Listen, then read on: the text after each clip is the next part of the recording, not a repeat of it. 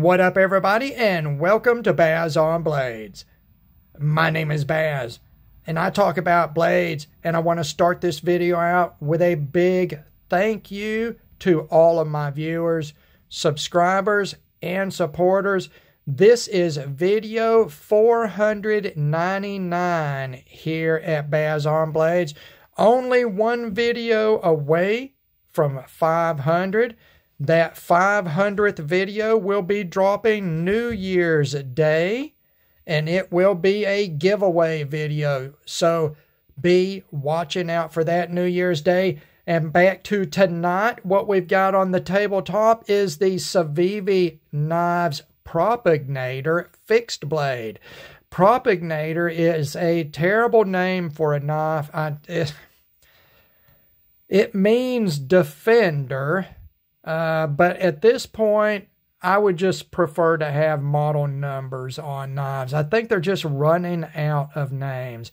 But the name Propugnator, meaning defender, does tie this knife into the original designer. It is a PG Knives design. I believe PG Knives is out of Poland, and I do not want to butcher the guy's name, but I believe it is basically the Polish version of the name Peter. So I did go over there, check out his designs. He has got a lot of good looking work on his website. He's got some very cool grinds going on over there. I really liked his design language. So feel free to check out PG Knives. I did pick up this Propugnator from Justin at White Mountain Knives. You know the drill. Go over there. 10% off discount codes, free shipping. Justin is always taking care of me, so there you go on that. The price on this model, there's three different versions. They range from $75 to $89. This model was $78.88. After a 10% discount code, it was $70.99. So you be the judge on whether it is worth that. Let's go ahead and we will bring in the packaging. It is the white Civivi packaging. Inside you will find all the various box accessories that we Civivi Send Cut knives are all famous for. That's enough of that box. Let's bring the knife back out here and knock out the specs. This is a companion-sized knife. You're looking at 4 1/8 of an inch for your blade length, and that's 10.5 centimeters. Your blade width at the widest is about 1.5 inches, or 38 millimeters.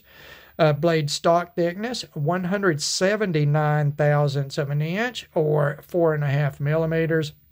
Your handle length, 4.5 inches, or 11.5 centimeters. Handle width, slightly less than 1.25 inches at the widest, and that's about 30 millimeters. And the thickness, 600 thousandths of an inch, or 15.5 millimeters. Overall length, 8 5/16 of an inch, or 22 centimeters. Your behind the edge thickness on this, we're going to have two different measurements because you got two main grinds here. Both grinds are flat. This shorter grind is going to be thicker behind the edge, and it is 20 thousandths behind the edge. This taller, thinner grind is at 17 thousandths of an inch, and metric, that is 0.51 millimeters or 0.44 millimeters respective. Weight on this one is 6 ounces knife alone, or 9.28 ounces with the excellent sheath, which we will take a look at.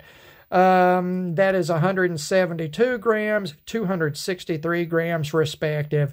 And there you go. Like I say, it's a companion-sized 4-inch blade. I want to go back, and that 4 1/8 inch blade length, I did measure that from the tip to the forward portion of the handle scale. Let's drop straight down to where the edge is. You're still going to get about 4 inches of cutting edge length. That's pretty good. You're only losing about 1/8 of an inch in this ricasso area here, and you can do that because that handle is sort of angled in, and then you've got this deep cut over here, so you can get, nice and deep here for a forward choil and still get that edge back. Good design work there from Peter at PG Knives. Let's see. We'll talk about the materials here, and this one is, thankfully, it's something new. It's a new wonder steel. It is. I'm super excited to announce this new steel. This is bladed in D2 tool steel.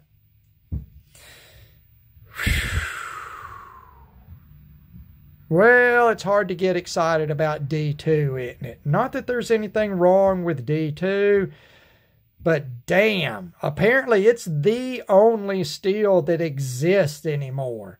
Everything is made out of D2. Every knife by every manufacturer, everywhere, at every price point, from $5 to $700 is in D2. Good Lord. D2 is really experiencing a big renaissance period. Yeah, go D2. D2 for your blade steel.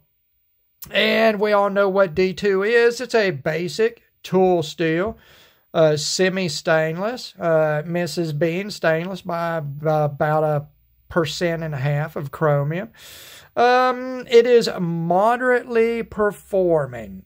It will take a good edge. It will hold that razor edge a moderate amount of time, and what it leaves behind is sort of a toothy cutting edge, and that will actually last, depending on the heat treat, it will last a good amount of time. D2, properly heat treated and tempered, is a really good aggressive cutting steel that will give you a lot of work life out of the edge if properly heat treated and tempered. It's moderately tough as long as it's not too hard or too thin. I think at the grinds on this, it's going to be okay. Again, it's not stainless, but it's not a nightmare to take care of like a lot of carbon steels are. D2 is D2. I mean, we've talked about it 100 times. You guys probably hear me talking about D2 when you're asleep and dreaming. I hope not. In the handle, we've got some nice forest green canvas micarta, stainless hardware, black finished. These screws that look like they're huge are huge. They are T20 screws. I did not bother to take the handle off. I know that it's skeletonized underneath because one version of this comes in polished Ultam scales and they are translucent. You can see through, and it is skeletonized in a sort of ladder geometric pattern. So there you go for materials. I don't know what this black coating is. It is a very hard feeling, very tight feeling coating. It's not a Teflon. It's probably a DLC or a something like that. That finish is stone washed to bring it back from an absolute black and to reveal these grind lines, give it some interesting surface texture and appearance. That's about it in materials. Let's get on to fit and finish, and I'm going to tell you right now, there's absolutely nothing bad I can say about this knife in any respect of fit and finish.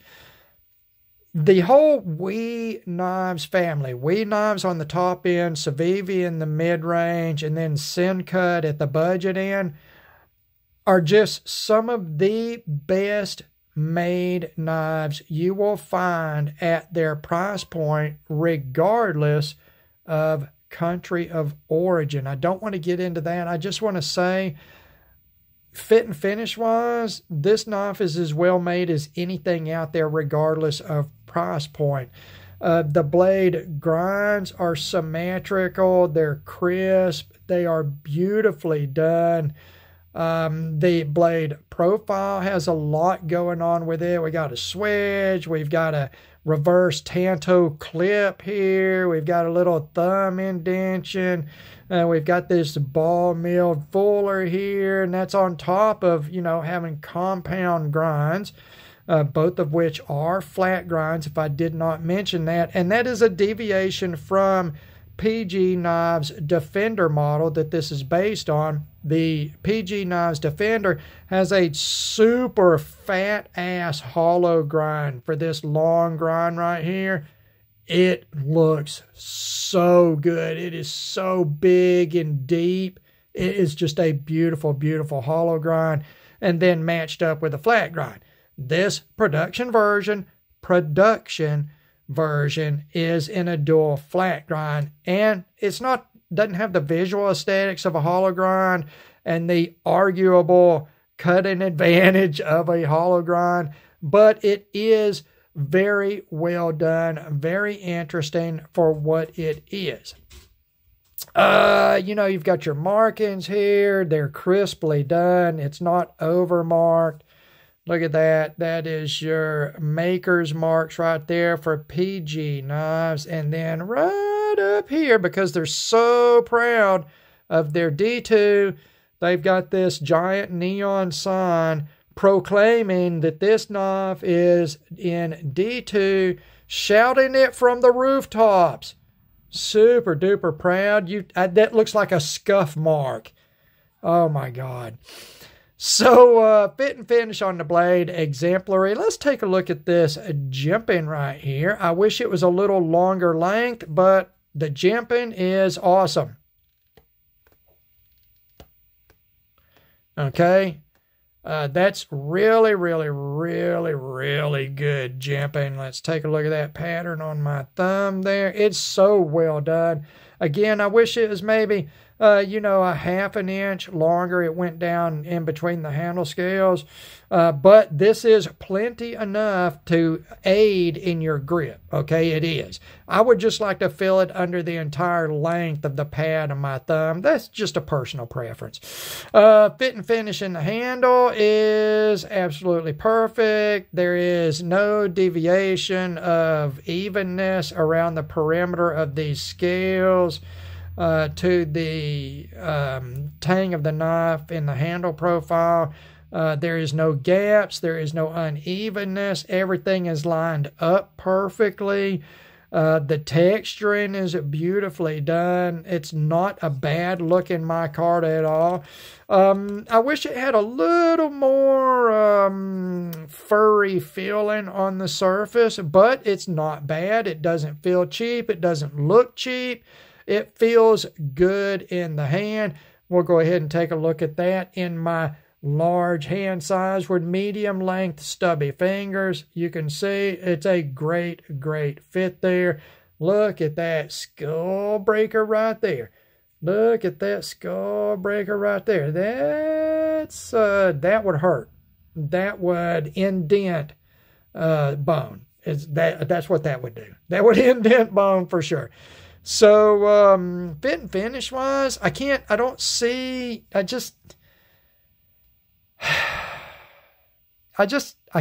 find anything wrong with this knife.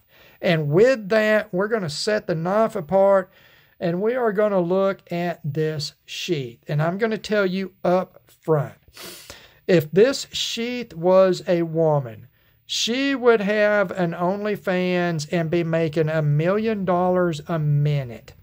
That is how beautiful this sheath is.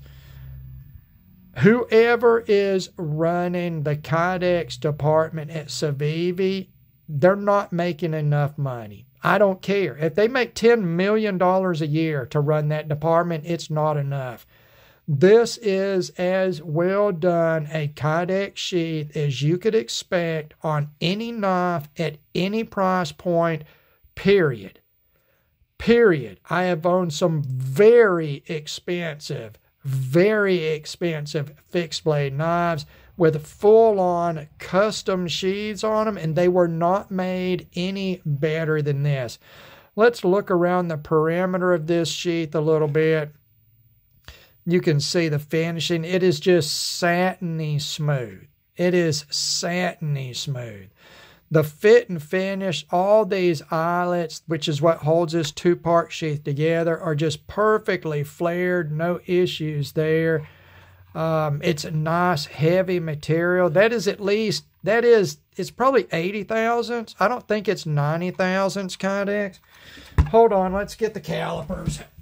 All right, let's get the calipers of doom out here. Because Baz on Blades is a fucking professional and he is prepared. So, what do we got here? Yeah, I'm thinking it's 80 thousandths Kydex. I'm getting like 77.5 here at the edge. Yeah, I believe that's 80 thousandths Kydex, so it's nice and firm. It is compact. There's no excess material there. And listen to this. All right, this is your fit. Okay, there is no play in there. There is... Okay, that clicking you hear is actually my shoulder. That's the shoulder I had. Oh, that's the shoulder I had rebuilt years ago. There is absolutely no play in that sheath. It is so well done. I'm spending a lot of time on it. It's such an important aspect of a fixed blade. The sheath is part of that knife, period. Carrying that knife, 100% the sheath. And this sheath is so well done. A beautiful thumb ramp here for pushing off of that sheath and the controlled push off and withdrawal presentation of that blade. When you come off of that, look how I've come off of that. I'm right on top of the jimping of the knife. Beautiful work. Beautiful work. Beautiful work. All right. Fit and finish, absolutely perfect. The sheath, absolutely, absolutely, you could never, ever expect any more than that sheath. I mean, look at it. I like all the scalloping around the edge. It doesn't do shit. I mean, maybe some weight relief, a gram here or two, or whatever. It's aesthetic. It makes it look cool without detracting from the utilitarian use of that sheath and what it is intended for, which is to securely hold the knife in a safe position with the blade covered. So, fit and finish, absolutely perfect across the board. Could not ask for any better. Nobody's happy about D2. The micarta, excellent canvas micarta. Let's get down to the utilitarian aspects of this knife. This is an interesting sort of hodgepodge of cross-bred blade profiles sort of deal here on this. Tanto, drop point, clip point, reverse tanto blade. It's all of those things rolled up into one. I think the easiest thing would be to call it a stylized tanto with a clipped point, or you could call it a stylized reverse tanto, or see that whole reverse tanto thing, which is the back flat clip to make it look like a tanto blade that's flipped over, a westernized tanto blade. I'm not really down for that. That's just a flat clip is what it is. But the usefulness of the blade is not hampered by anything that's done, any choices that were made for aesthetic appeal. There's no suffering here for the aesthetic appeal of this compound grind. The thicker edge, the shorter grind with 20 thousandths behind the edge, that's still a very good cutting edge. That's the same as a factory edge on a Spyderco Paramilitary 2, and everybody calls that a slicey knife. So there's no issue here. 17 thousandths behind the edge on this taller flat grind. It's getting closer to the slicey range. Getting down close to 15 thousandths, and there's no arguments there. 15 thousandths is very slicey. edge profile. So 17 thousandths, you're just a hair off of that.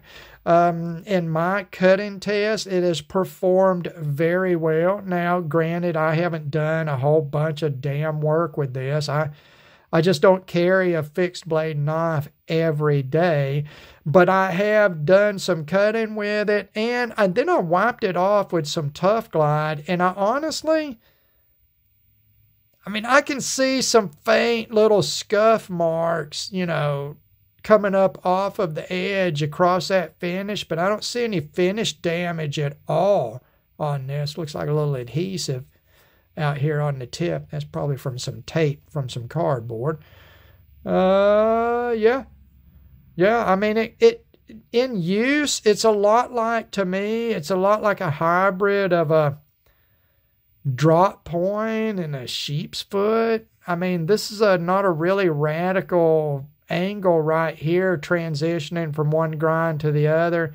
And because they use dual flat grinds, by the time you get down to the edge, there's not a lot of this edge right here. There's not a lot down there to where you really feel it when you're cutting through. So if you start a cut up on this edge right here and you cut through the transition into this edge and this type of motion, or you're going to cut into something like this, there's not a huge feeling of transition. So I don't see it as any impediment at all. Yeah, cutting performance, is right on par for an edge. It is 17 to 20 thousandths thickness behind the edge and well sharpened. Approaching a mirrored edge straight from the factory. Well done there.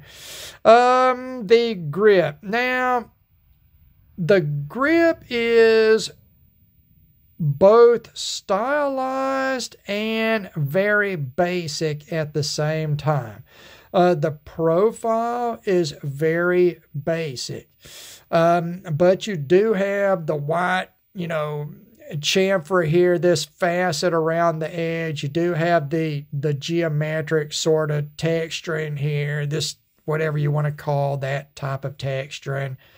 There's a lot going on there as far as the looks of it, but as far as the profile goes, it's pretty basic. It's wide open. You do have a swell here. It's a little angular looking, but basically what we've got here is some sort of Coke bottle wasting going on here. And for a fairly narrow handle profile, that feels really good. It tucks right up in between my fingers here.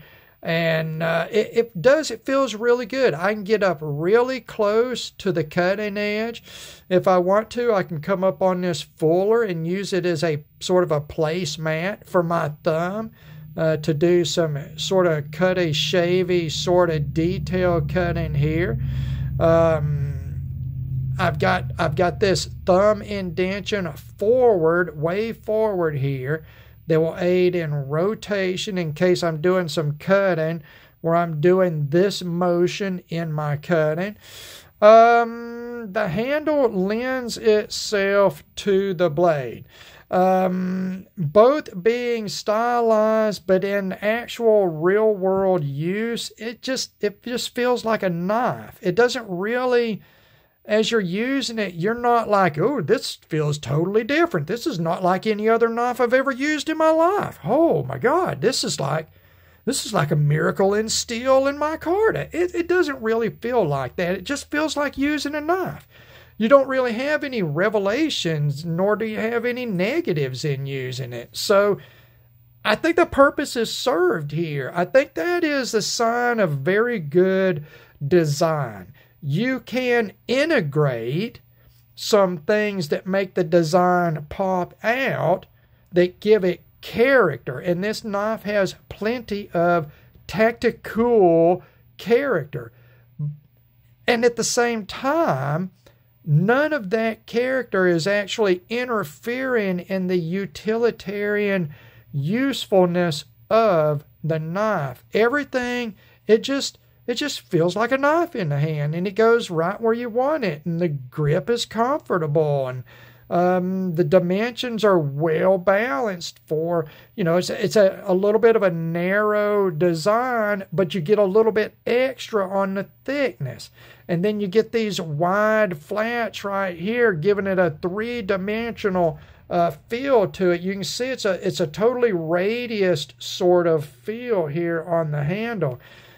It just feels really, really good. Now in a reverse grip, I've got a nice flat up here next to that skull breaker, which literally could be used for that. I got a little bit of a lanyard hole back here that did have one of Civivi's box weave lanyards on it, which I took off promptly because I don't like lanyards on knives for the most part.